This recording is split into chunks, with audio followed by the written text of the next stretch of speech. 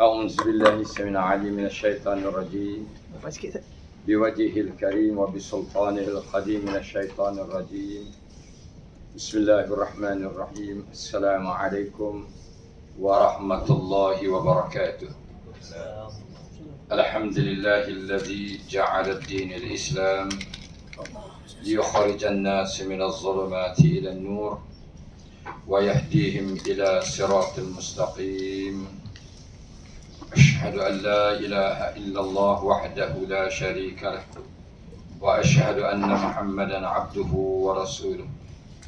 اللهم صل وسلم وبارك على سيدنا محمد وعلى آله وصحبه أجمعين. سبحانك لا علم لنا إلا ما علمتنا إنك أنت العليم الحكيم. فقال الله سبحانه وتعالى في القرآن الكريم بعد أعوذ بالله من الشيطان الرجيم قل يا أيها الكافرون katakanlah ya Muhammad sallallahu alaihi wasallam, wahai orang-orang yang kufur pada Allah, la a'budu ma ta'budun, sekali-kali kami tidak akan sembah sembahan kamu apa yang kamu sembah. Wala ana 'abidum ma 'abadtum, qul ya ayyuhal kafirun la a'budu ma ta'budun wala antum 'abiduna ma a'budu.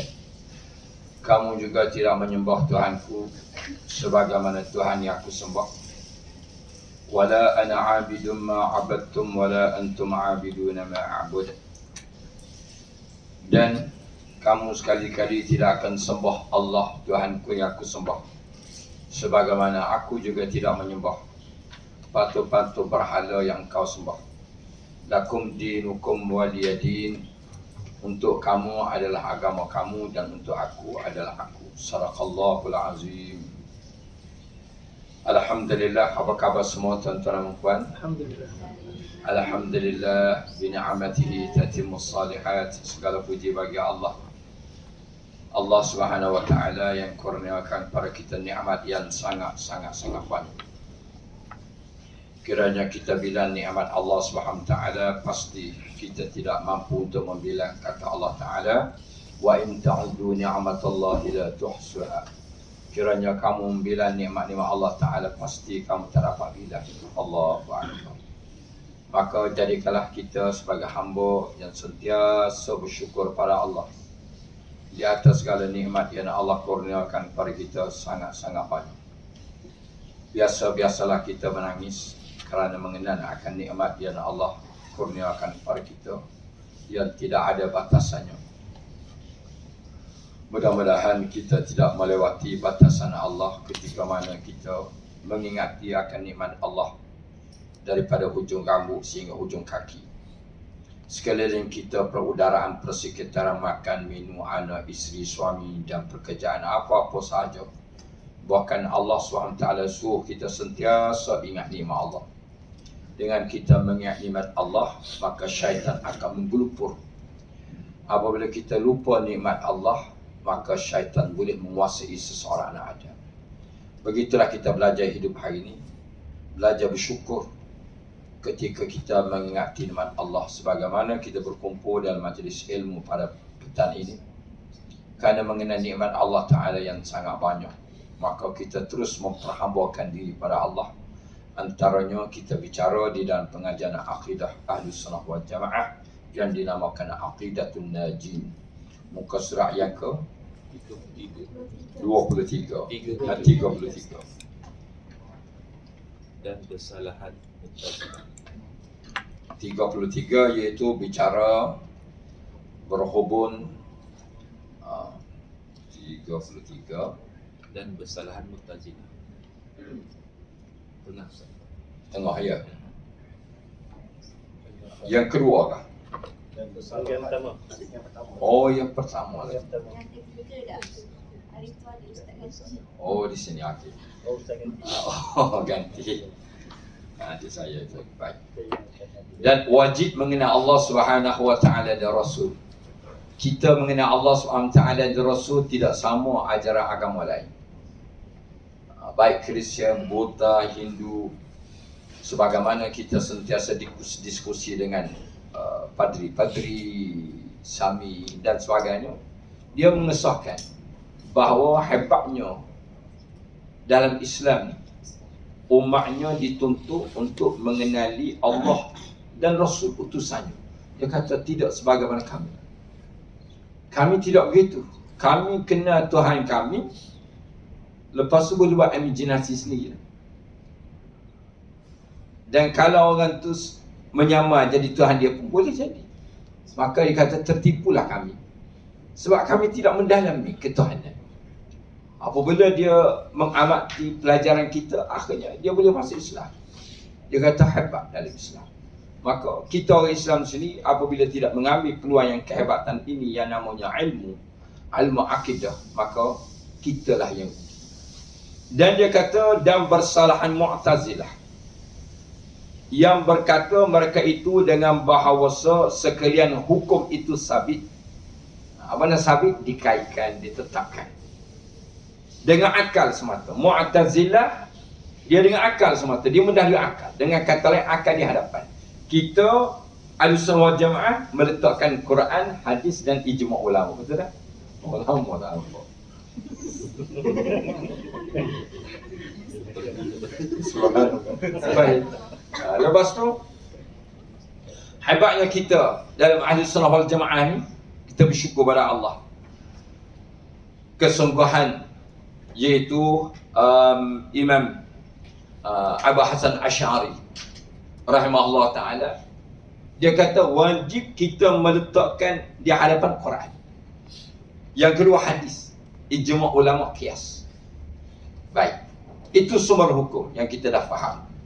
Maka tinggal lagi di sini, dia kata termasuk di dalam bab ilmu kalam yang kita belajar, atau ilmu tauhid, ilmu kalam, ilmu usuluddin. Dia berbeza dengan Mu'tazilah, dia letak akal dulu. Kita letak Allah dulu.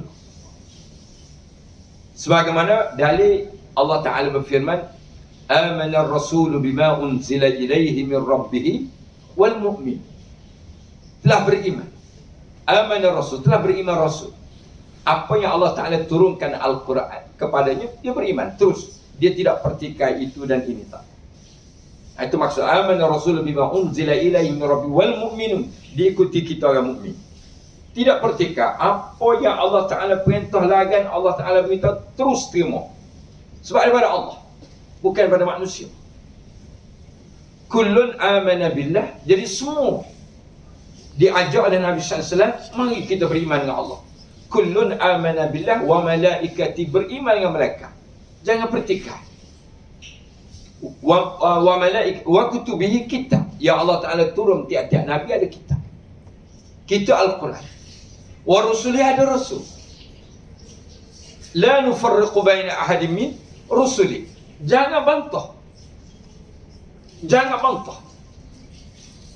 Ini dasar kita beriman kepada Allah SWT. Jangan bantah. Wa qalu, dan lalu berkatalah orang-orang mukmin macam itu. Sami'na wa ata'na. Iman kami ya Allah, dengar taat. Selagi daripada Quran kami dengar, kami taat. Selagi pada hadis Nabi sallallahu alaihi wasallam yang sahih, yang tidak bukan hadis palsu, kami taat. Tengok, subhanallah, hebat dalam Islam. Tak ada pada agama lain. Agama lain cuba buat studi, akhir sekali dia masuk Islam. Saya ingat lagi, saya duduk joint venture dengan Ridwan T dalam kita nak kembangkan Islam, dan kita buat madrasah mu'allaf kan sekarang.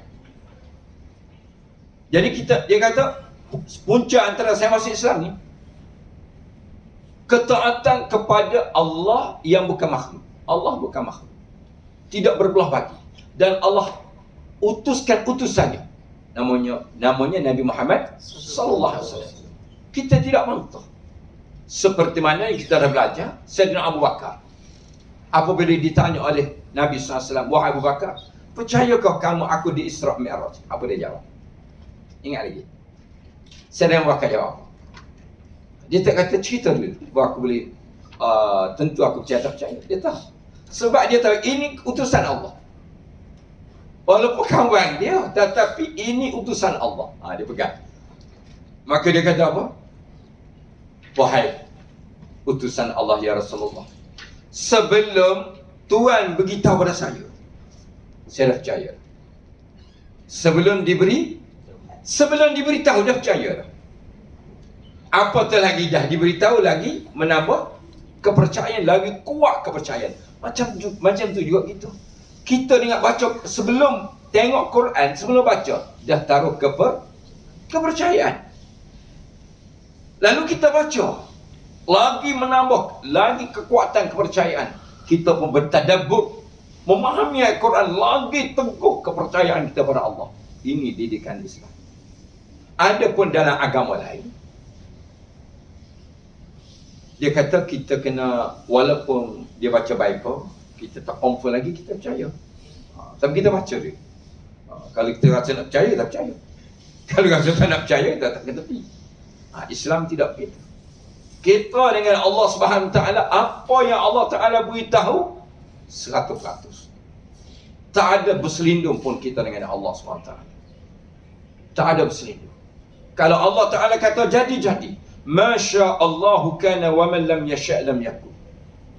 Apa-apa yang Allah Taala kehendaki pasti berlaku. Dan apa-apa yang Allah tidak kehendaki pasti tak akan berlaku.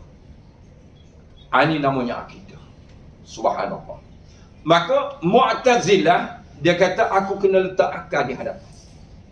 Siapa pengasas Mu'tazilah? Wasil ibn Atha. Dia ni seorang asal dia Nasrani, Kristian, Nasrani. Maka dia suka guna akal. Walaupun dia dalam Islam, tapi dia masih lagi guna akal di hadapan. Kita pun begitulah bimbangnya. Kita keturunan Melayu, orang Melayu kan. Tak apalah tu beragama Kristian. Kita bimbang, apa-apa yang dikaitkan dengan perintah Allah, kita nak guna akal di hadapan. Sedangkan ayat Quran kata, syarat-syarat orang beriman, wa qalu sami'na wa ata'na ghufranaka. Syarat kita jadi orang Islam, kata Allah Ta'ala, kamu dengar daripada aku, daripada Rasul aku, terus percaya. Kalau daripada sama alik, kena siasat dulu. Betul tak? Kena siasat dulu, betul tak betul? Dia baca Al-Quran ke, baca hadis, baru saya boleh tengok. Kalau dia pendapat dia bukan bersama Quran hadis, minta maaf, saya kena kaji. Itu boleh. Dibolehkan. Ini kalau daripada Quran, direct betul-betul daripada Quran, maka kita tidak boleh berbelah hati.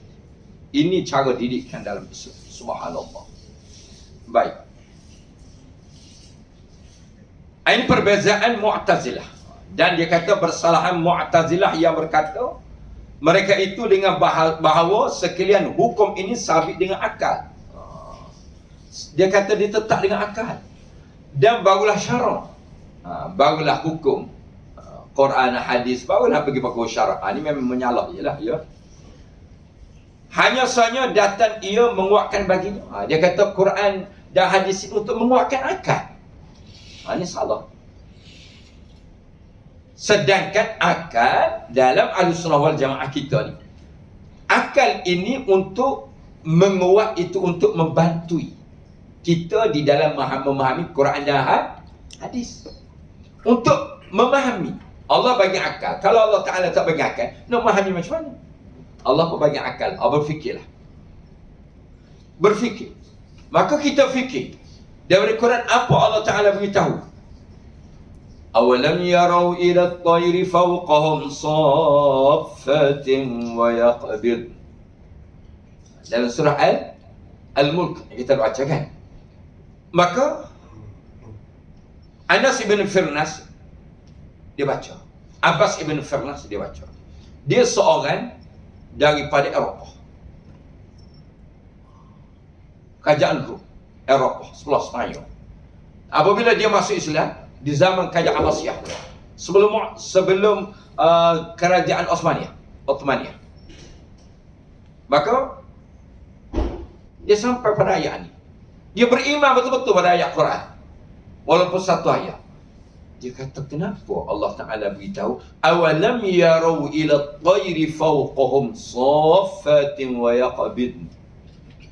Tidakkah kamu lihat macam mana burung terbang dan mengembangkan sayap, apa dia nak landing, dia akan dia buka sayap. Kau burung kan? Dia kata, kenapa Allah Ta'ala bawa cerita begini? Mesti ada benda ni. Nampak? Mesti ada perkara penting di sini. Dia kata, ini rahmat Allah ni. Ada perkara penting Allah mengajak kita berfikir. Akhirnya, siapakah orang pertama buat kapal terbang? Siapa? Abbas ibn Firnas. Tetapi telah dihancur musnah oleh penjajah British dan Perancis. Jangan keluar orang Islam. Orang pertama buat kapal terbang. Ini orang pertama. Dia syahid di Qasataniyah di Turki. Kalau kita pergi tempat Laut Hitam kan, tempat itu dia jaga. Ini sejarah, tak boleh nak padam. Subhanallah. Kenapa dia buat kapal terbang? Sebab dia kata suatu hari nanti takkanlah orang Islam daripada benua ke benua, kita dari sini jalan kaki, naik unta, naik keldai, naik kuda nak pergi ke Mekah. Tengok, dia sudah nampak fikir umat. Betul tak? Dia sudah fikir umat macam mana akan datang. Akan datang umat Islam ni, iaitu dia dapat menguasai perjalanan, menguasai kenderaan, sehingga dia buat kapal terbang. Mula-mula sekali dia bubuh sayap. Daripada lepas tu dia bubuh. Last kali waktu dia syahid, dia buat enjin. Enjin kapal terbang. Jatuh dia, syahid. Subhanallah. Siapa orang pertama buat? Iaitu bangunan. Ketika mana? Apabila dibaca firman Allah. Inna Allah yuhibbul ladhina yuqatiluna fi sabilihi saffa ka'annahum bunyanun marsus. Allah Ta'ala cerita tentang bangunan tinggi. Tentang bangunan tinggi. Subhanallah. Orang Islam, dia Allah Ta'ala beritahu dalam Quran tentang bangunan. Sebab itulah kita jangan kata, Quran ada cerita kau buat jalan raya. Kenapa tak ada? Ada. Quran ada beritahu buat peralatan perang. Ada. Mana peralatan perang? Mana senjata perang dalam surah Quran? Surah Al-Fil. Allah Ta'ala bagi contoh. Kalau kamu nak berjaya, kamu kena ada kapal terbang yang boleh melancarkan peluru-peluru. Akhir sekali surah apa? Surah Al-Fil. Allah Ta'ala kata, alam tara ila alladhina apa? Alam tara saya tak ingat lah tengok tuan-tuan. Alam tara kaifa fa'ala rabbuka bi ashabil fil. Allah Ta'ala nak tunjuk kamu satu hari nanti kamu akan berdepan dengan tentera musuh yang bergajah. Kamu ada gajah ke? Soalannya, kamu ada gajah ke? Kamu tak ada gajah. Kamu kena fikir macam mana kamu boleh mengalahkan gajah dengan minta tolong dengan aku. Alam yaj'al kaidahum fi tadlil wa arsala alaihim tayran ababi. Kamu belajar macam mana burung yang kecil bawa batu yang kecil, dia campak kepada tentera bergajah, hancur berkecah. Oh, itu tawakal pada Allah. Ya, tawakal perkara utama. Tapi kamu kena fikirlah, kecil boleh menghancur meranak seperti mana kita tengok jahatnya Yahudi Zionis. Bom yang kecil hancur bangunan, habis hancur. Kamu tak boleh fikir kawan. Subhanallah. Maka akhir sekali Hamas berjaya. Guna apa? Payung terjun apa belakang tu bang? Subhanallah. Dia berjaya. Yahudi Zionis dia tak nampak gambaran ni. Dia tak nampak sebab hak ni lebih hebat lagi. Subhanallah. Dia tak ada lagi kaum yang lebih hebat akan mengejut dunia. Hamas akan keluar lebih pada kaum terlepas. Subhanallah. Sebab itulah Amerika Perancis kata kamu jangan masuk. Sebab sejarah Amerika sudah kalah dengan Vietnam peperangan bawah tanah. Ini bahaya ni. Hamas bawah tanah dia sudah ada kata kepala. Dia tak puas sebab dia nak jaga orang apa? Dia nak jaga orang apa? Bawa tanah dia sampai Vietnam kata Presiden Vietnam, Perdana Menteri dia kan, memang kalah. Kalau perang ni memang kalah sebab dia tahu teknik bawah tanah ni. Teknik bawah tanah. Subhanallah. Maka kan dia nak jaga orang apa? Nak jaga. Tengok apabila Hamas dapat tangkap, dia tak seksa. Tak ada dia seksa, dia bagi layanan yang baik, bagi tempat yang baik kepada banduan-banduan. Sebab tu ramai masuk Islam. Tengok sampai video tentera-tentera Zionis Yahudi. Dia kata aku tak sangka. Baik dia kata. Dia tak seksa aku. Asalkan jangan melawan. Berbanding dia kata Yahudi ni. Akhir sekali dia tu syahadah. Syahadah banduan-banduan masuk Islam aku. Subhanallah. Barulah kita nampak Islam begitu hebat dah ya. Allahu Akbar. Maka Islam ni dia maju. Dengan syarat kata Nabi SAW, jangan ada dua perkara. Kalau kamu ada dua perkara dalam hidup kamu, kamu akan jadi dikotak-katik oleh musuh-musuh kamu. Apa dua perkara? Sahabat ditanya oleh Rasulullah SAW ditanya oleh para sahabat. Rasulullah kata jangan ada wahnu. Kalau umat Islam ada wahnu, pasti Allah Ta'ala akan cabut perasaan kegerunan. Allah Ta'ala akan letak perasaan kegerunan pada hati kamu sehingga kamu takut pada orang kafir. Kamu jadi monyet orang kafir, takut. Kamu akan jadi mengalah orang kafir. Sehingga dia boleh buat apa sahaja pada kamu apabila Allah Ta'ala letak wahnu. Dan orang kafir tak akan nampak kamu ni hebat. Allah Ta'ala akan cabut haibatul Islam. Tak ada nampak kehebatan Islam. Melainkan kamu akan jadi yes boss, yes boss, yes. Semua yes laku. Allah janji, Rasulullah SAW dah beritahu dalam hadis. Apabila dah ada wahnu, lalu para sahabat tanya, ya Rasulullah SAW, macam mana wahnu boleh berlaku? Ketika mana Nabi SAW beritahu, orang Islam waktu itu ramai, tetapi bagaikan buih di lautan. Tak mau Islam macam buih di lautan. Artinya Islam tidak ada kualiti. Tidak ada kualiti. Sahabat tak sabar nak tahu apa itu wahnu. Jawab Nabi sallallahu alaihi wasallam, apabila ada dua perkara dalam hati manusia, orang Islam. Pertama, hubbud dunia wa karahiyatul maut. Ada dua perkara hancur hidup kita, tuan-tuan. Pertama apa? Hubbud dunia. Dia kasih pada dunia ni melampau-lampau sangat. Kita didik dalam Islam, cari dunia seberapa banyak. Buatlah bangunan mencakar langit. Tetapi dalam hati tidak ada kasih. Tak ada kasih. Pakailah nak pakai kereta besar pun, kalau setakat tercabut set merah, tak apa. Saya boleh repair pula. Jangan memang jangan katalah pada pong langgar. Tak apa-apa, tak ada masalah.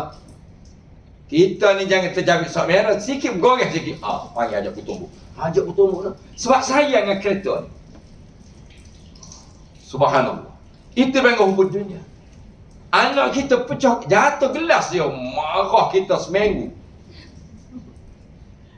Kita cuba belajar. Saya ingat lagi, saya pun nak belajar dulu kan. Anak saya, dia ambil tuku. Dia main cermin kata saya. Umur dia sekarang 3 tahun, gitulah. Teng, gitu. Apa perlu hancur? Saya kata Alhamdulillah. So boleh jadi pomen. Oh marah tu tak kira syaitan dah. Lepas tu kata tak apa insyaAllah. Allah sudah takdir. Masya Allah kana. Wa man lam yasha' lam yakun. Ini kita kena pegang. Apa-apa yang Allah Ta'ala kata jadi. Kalau Allah Ta'ala nak jadi. Berlaku musibah ke berlaku apa manfaat. Jadi.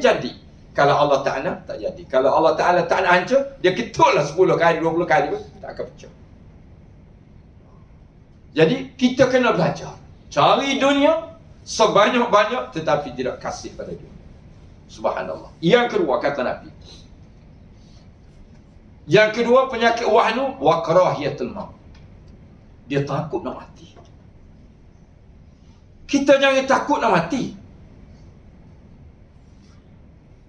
Oh, kalau macam hari ni mati juga tak boleh. Sebab kita minta panjang umur. Nabi SAW suruh kita minta panjang umur. Panjang umur. Kenapa kita nak panjang umur? Sebab kita nak raih sebanyak-banyak kebaikan dunia untuk akhirat. Kita nak banyak kebajikan untuk nak pergi bekalan akhirat sebagai mazra'ah. Dunia ni sebagai tempat bercucuk tanah. Nak pergi ke sana. Jangan takut yang mati. Kan? Syarat nak berjumpa dengan Allah kena mati. Syarat nak berjumpa Allah dah kena mati. Sebagaimana Hamas bagi syarat.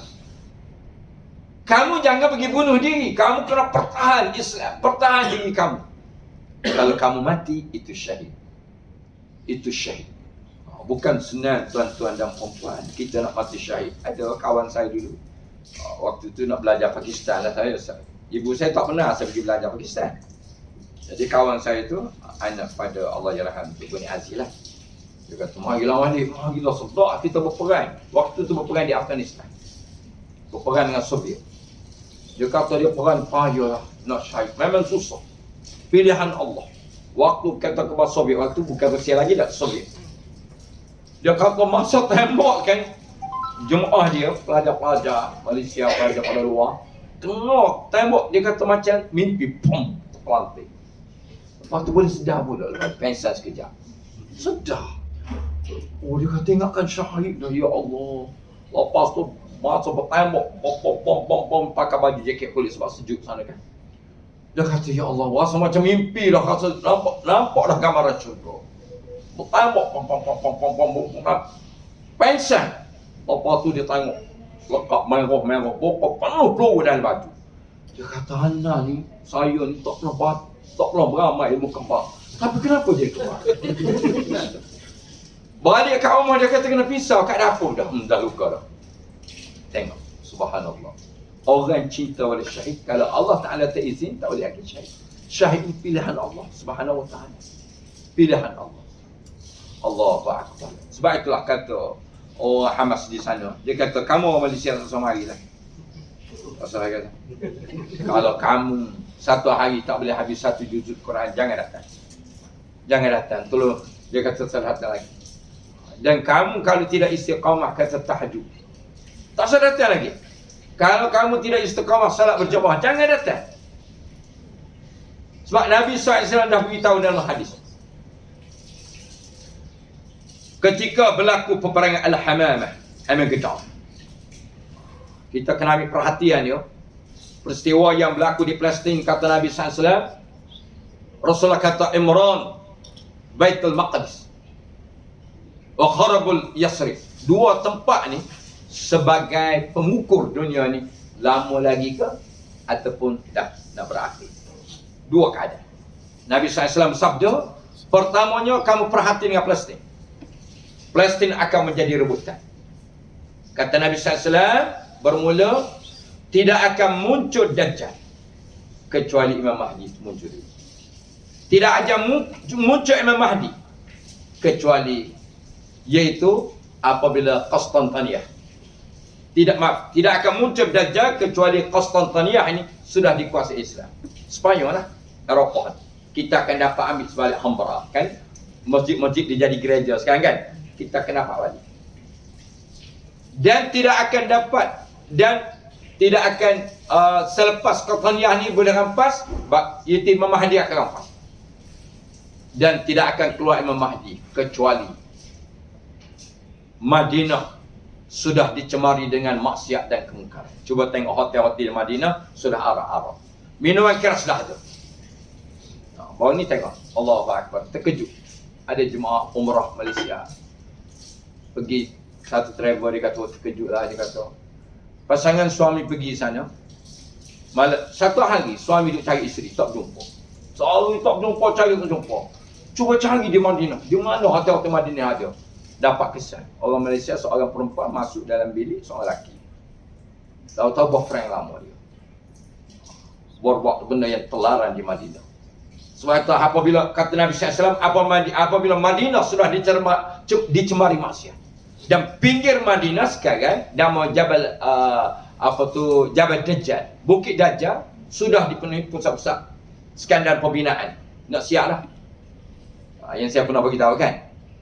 Di situ lebih pada gentian dia. Pak minuman karam, pelacuran, perjudian, semua ada.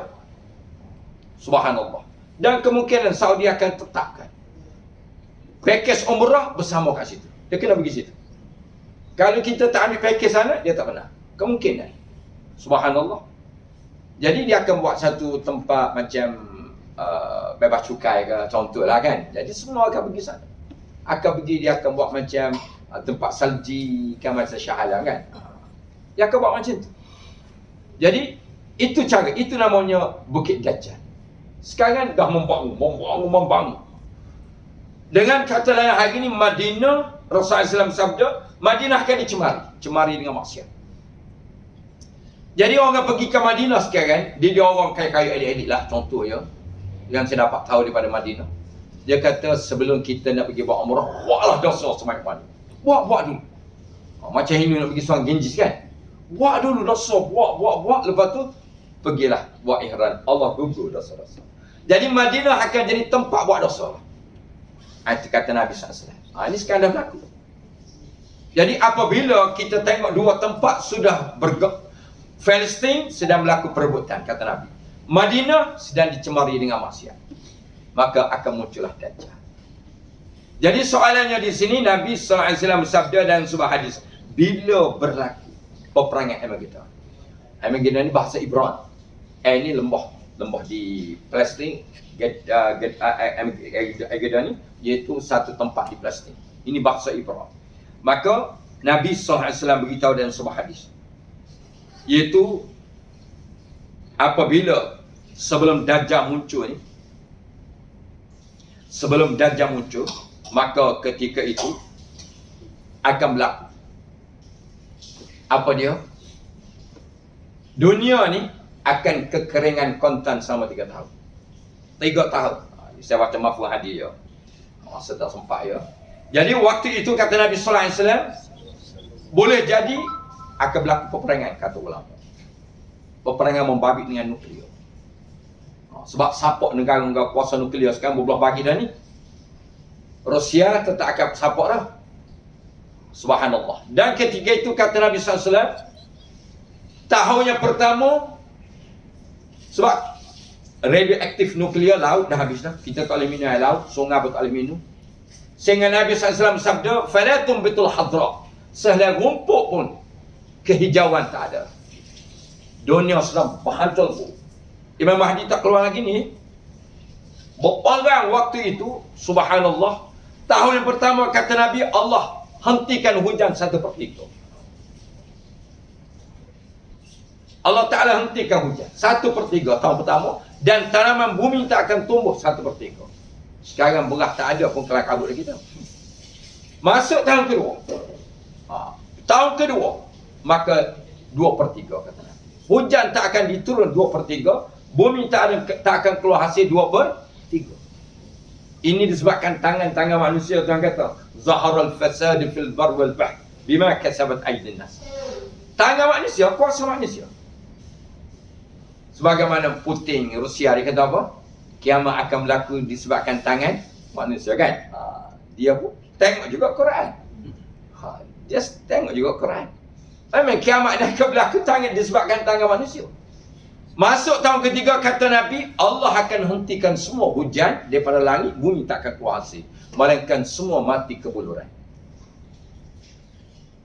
Maka Nabi SAW beritahu ketika itu 3 puak besarnya manusia akan mati. Orang Islam paling ramai mati. Orang Islam akan tinggal 1/4. Pertama, peperang yang mati dengan mati kebuluran, mati peperangan, terus masuk neraka. Sahabat bertanya, kenapa ya Rasulullah? Sebab dia berperang bukan kerana Allah, kerana nak marah orang, kerana nak marah pada Yahudi, bukan kerana Allah. Ini kena jaga. Kita berperang kerana Allah, nak selamat orang Yahudi. Jangan kamu buat benda-benda jahat, nak selamat dia. Walaupun terpaksa kena bunuh, nak selamat dia. Beza ada peperang Islam. Sebab Nabi SAW sabda, unsur zaliman al-mazluman. Tolong orang zalim dan tolong orang kena zalim. Dan sahabat bertanya dia Rasulullah SAW, tolong orang kena zalim kan? Tolong orang kena zalim, faham kan? Tolong orang zalim macam mana? Tangani dia, jangan jadi jahat. Walaupun terpaksa kena bunuh dia. Nampak? Jadi waktu peperangan Al-Hamra ataupun Armageddon, waktu tu peperangan besar. Kata Nabi SAW bermula Palestin. Waktu kita kena ambil China, ambil perang. Sedang apa sedang berlaku di Palestin.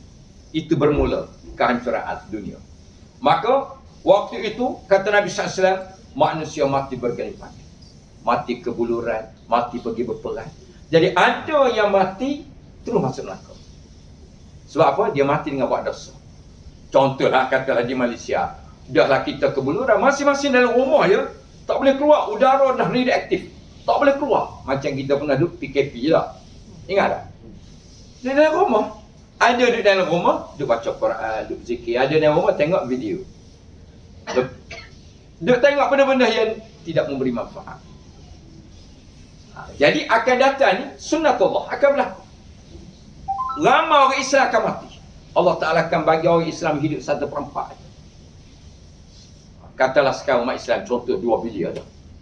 Bagi 1/4 yang tinggal. Yang mati berperang, mati kebuluran, maka 1/4 terus ke neraka. Sebab dia dengan dosa. Dia hidup dengan dosa-dosa. Melawan Allah, pertikaian Allah contoh. Yang kedua kata Nabi SAW, 1/4 lagi, mati dia syurga, syahid. Hak ni pergi berperang, hak ni walaupun mati dan kebuluran, tetapi dia mati dengan Quran. Tengok baca Quran. Sebab kebuluran, air setitik pun tak ada dah. Kata Nabi, tak ada air dah. Nak minum apa? Kebuluran, anak-anak mati.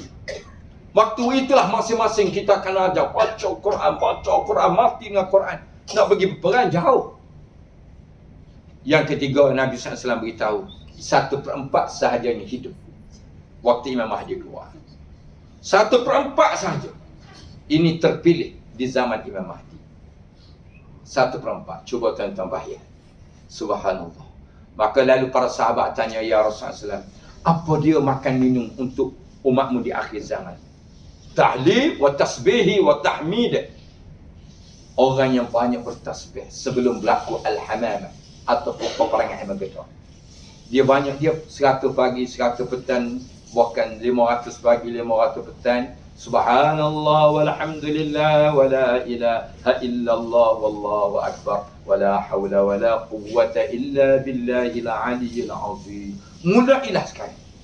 Cuba praktik 100, 500. Buatlah 100 dulu siang hari, 100 malam. Dan kita rasa sedap dah seronok ya. Buat 500 siang hari, 500 malam. InsyaAllah ya. Nanti kalau berlaku realiti begini, sebagaimana kita sentiasa tengok perkembangan yang berlaku Palestin, maka kalau berlaku begini tuan-tuan dan puan, maka pertingkatkanlah wirid-wirid dan zikir ya. Sekadar itulah sahaja. Moga-moga Allah memberkati merahmati kita sekalian. Kita bertemu di hari yang lain. Kiranya ada silap dan salah pada saya semua mohon maafkan. Wallahu a'lam bissawab. Insya-Allah di luar sana kita sambil membeli, kita dapat bantu untuk pembinaan iaitu pusat pondok mu'alaf di Singapura insya-Allah ya. Kita sudahi dengan subhanakallahumma wa bihamdika asyhadu an la ilaha illa anta astaghfiruka wa atubu ilaik. Aqulu qawli hadza wa astaghfirullah li wa lakum wa billahi taufiq wal hidayah. Wassalamu alaikum warahmatullahi wabarakatuh.